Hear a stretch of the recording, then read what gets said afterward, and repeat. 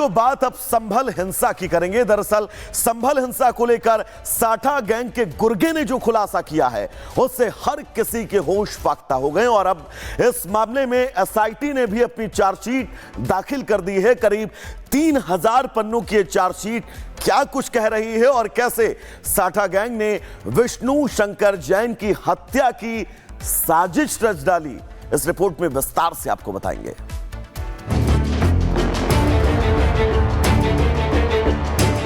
इसके द्वारा यह भी बताया गया कि जो 24 तारीख को जो हिंसा है उसमें एक कोई वकील है, उस व्यक्ति को खत्म करना है।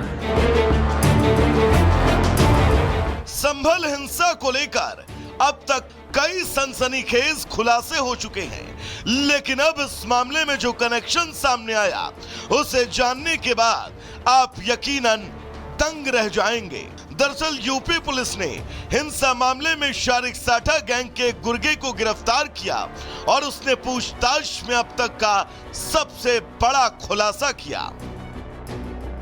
संभल में दंगे की आड़ में एक बड़े हिंदू चेहरे की हत्या की साजिश का जाल बुना गया था।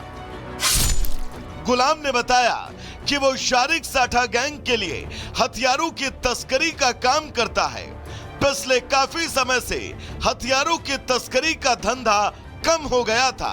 इसके चलते दुबई में बैठे शारिक साठा और गुलाम ने ये पूरा प्लान बनाया। सर्वे के दौरान वकील विष्णु शंकर जैन की हत्या की साजिश रची गई, जिससे हिंसा भड़केगी और हथियारों की तस्करी फिर शुरू हो जाएगी। विष्णु शंकर जैन देश के जाने माने वकील हैं। ज्ञानव्यापी मामले से लेकर जामा मस्जिद तक हिंदू पक्ष के कई केस वो लड़ रहे हैं। 19 नवंबर को जब कोर्ट कमीशन की अगुवाई में पहली बार संभल की जामा मस्जिद का सर्वे किया गया, तब सर्वे टीम के साथ विष्णु शंकर जैन भी मौजूद थे। 24 नवंबर को दोबारा सर्वे के दौरान ही वहां पर हिंसा फैली और उसी दौरान विष्णु शंकर जैन की हत्या की साजिश रची गई। इसके द्वारा यह भी बताया गया कि जो 24 तारीख को जो हिंसा है उसमें एक कोई वकील है जो कि बाहर से आते हैं और वो जगह जगह पे एप्लीकेशन डालते हैं। इनके द्वारा ये निर्धारित किया गया, जब प्लानिंग में असले देने के समय उन्होंने उसको ब्रीफ किया गया था, उसका फोटो भी उनको बताया गया था कि ये इस तरीके का व्यक्ति है, जुलिए का है, उसको जामा मस्जिद के अंदर किसी भी सूरत में पहुंच के उस व्यक्ति को खत्म करना है। उससे देश भर के अंदर हिंसा फैलेगी। वहीं पुलिस ने आरोपी गुलाम का सियासी कनेक्शन भी खोज निकाला और बताया कि साल 2014 में संभल के पूर्व सांसद शफीकुर रहमान बर्क के कहने पर गुलाम ने एक कैंडिडेट के खिलाफ फायरिंग तक की थी।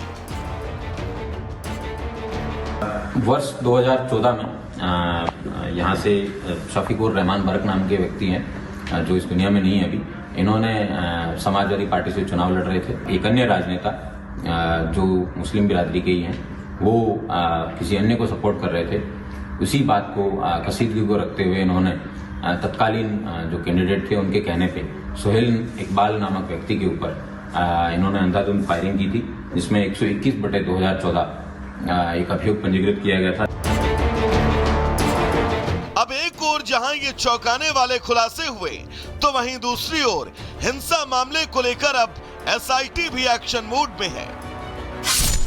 एसआईटी ने कोर्ट में 3000 पन्नों की चार्जशीट दाखिल की है, जिसमें बताया गया कि मामले में अब तक 3 महिलाओं सहित 79 आरोपी गिरफ्तार हुए हैं, जिन पर पथराव, आगजनी और फायरिंग की धाराएं हैं। संभल हिंसा मामले में 4 लोगों की मौत हुई थी, जबकि 28 पुलिस और प्रशासनिक अधिकारी घायल हुए थे। संभल हिंसा मामले में अब पुलिस का अगला टारगेट शारिक साठा है, जिससे यह साफ हो पाए कि क्या उसने हथियारों की तस्करी के लिए यह साजिश रची या फिर इसके पीछे असल मकसद और मास्टरमाइंड कोई और ही था। Bureau report, Republic Bharat. तो गुड मॉर्निंग भारत में अगली खबर भी संभल से है। दरअसल उत्तर प्रदेश के संभल में बीमा क्लेम के नाम पर फर्जीवाड़ा करने वाले मामले में परत दर परत अब सच्चाई सामने आ रही है। यह बीमा माफिया कैसे मृतक लोगों को जिंदा बताकर उनके नाम पर लाखों करोड़ों रुपए का गबन कर रहे थे और कैसे इस मामले में पूरा खुलासा हुआ और पुलिस ने कैसे इस पूरे मामले का पटाक्षेप किया है, इस रिपोर्ट में विस्तार से आपको बताएंगे।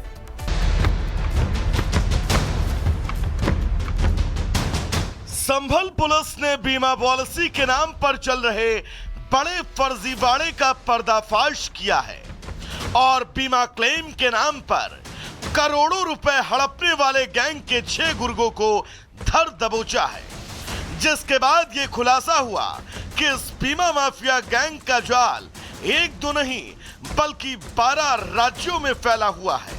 संभल पुलिस ने जिन 6 बीमा माफियाओं को गिरफ्तार किया है उनमें यस बैंक के 2 deputy manager, 2 east India investigation company के मालिक भी शामिल हैं। संभल के एसपी ने इस मामले में क्या कुछ बताया, पहले आप वो भी सुनिए। इनके द्वारा व्यक्ति है उसको जिसकी डेथ होती है उसके परिजनों से उसकी सूचना है, या तो वो आशा वर्कर से कलेक्ट की जाती है या नीचे जो भी ग्राउंड पे एजेंट छोड़े जाते हैं उनसे कलेक्ट की जाती है। पुलिस के द्वारा इसमें बहुत अच्छी कार्रवाई करते हुए तो इस पूरे जो मॉड्यूल है, इस पूरे मॉड्यूल में ईस्ट इंडिया कंपनी के मालिक से लेके नीचे लेवल तक कुल 15 लोगों को गिरफ्तार किया गया है।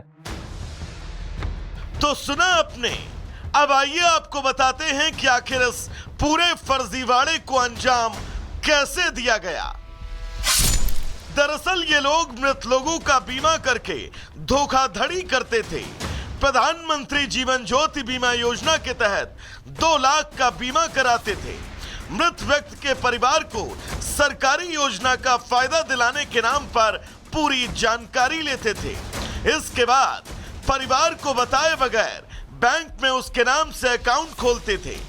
मोबाइल पर ओटीपी के लिए सिम भी अलग से लेते थे। इसके बाद एक पॉलिसी से 2 से 3 अलग अलग पॉलिसी बना देते थे। ईस्ट इंडिया इन्वेस्टिगेशन कंपनी का काम वेरिफिकेशन का था, जिसके लिए कंपनी को प्रति केस 200 रुपए मिलते थे। बैंक के कर्मचारियों से मिलकर 10 से 20 लाख रुपए तक हड़प लिए जाते थे।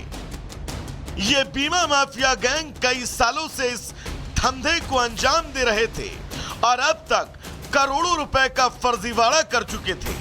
लेकिन पुलिस को जैसे ही इस मामले की भनक लगी वो फौरन एक्शन में आई और इस गैंग का पर्दाफाश करके आरोपियों को सलाखों के पीछे पहुंचा दिया। Bureau report, Republic Bharat.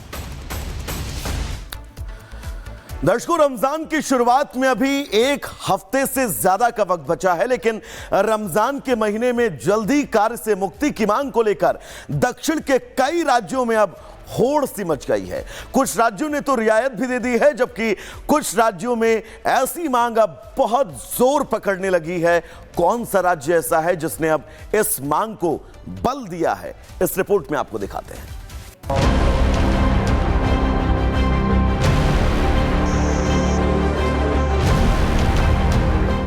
Ramzan से पहले छुट्टी पर सियासत,